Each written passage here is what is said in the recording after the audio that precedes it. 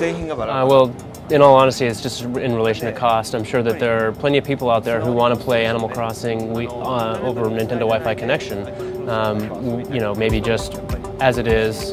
There may be some people who want to use a USB keyboard or something along those lines to chat with and are fine with that, and there may be others who want to use something like We Speak.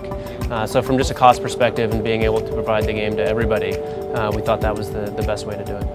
Well, basically our idea with We Speak is rather than to just provide a voice chat function, the idea is to really connect living rooms to each other. And so in that sense, the microphone in We Speak is really designed to be able to clearly capture many different voices being spoken in a room at the same time and convey that over the internet. Well, of course, you know, I worked on both 1080 and Wave Race, and so it's on the one hand, it's a difficult thing for me to say, but I think that the form in which we're presenting these snowboarding games and the power cruising game and Wii Sports Resort is something that's going to appeal to a much broader audience. And really what I'm trying to do is find a way to bring these interactive experiences to as many people as possible.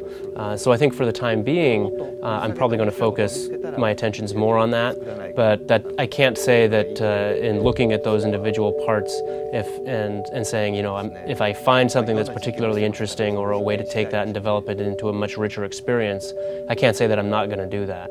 Well, the Zelda team in particular always works on Zelda titles. The broader team, there tends to be a lot of moving people in and out.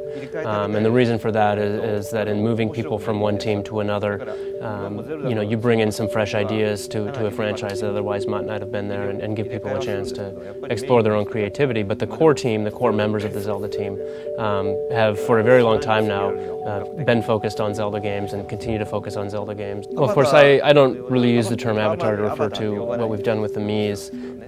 You know, and in fact, the Miis really, you know, we kind of created those with the idea that the people that you live with in your house or the people you live with in your family, you also live together with inside the TV. And then you can use those characters interchangeably in the games that you play.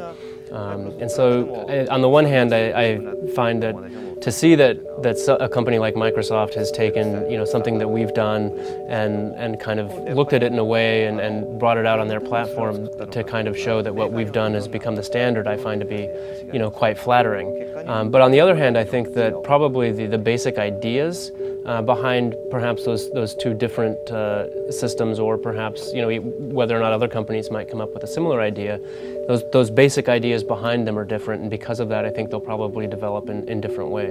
Well, of course, the Wii Remote itself is good at detecting larger movements, whereas the Wii Motion Plus is much better at detecting more subtle movements. And so by combining the two of those, you know, the feeling is that just opens up the palette of what can be done in terms of motion control. And so that means that there is a lot of possibility, and whether it's something like you know, a very accurate version of Punch-Out that goes beyond what Wii Sports Boxing can do, or even other ideas, I think there's just a lot of different possibilities right now.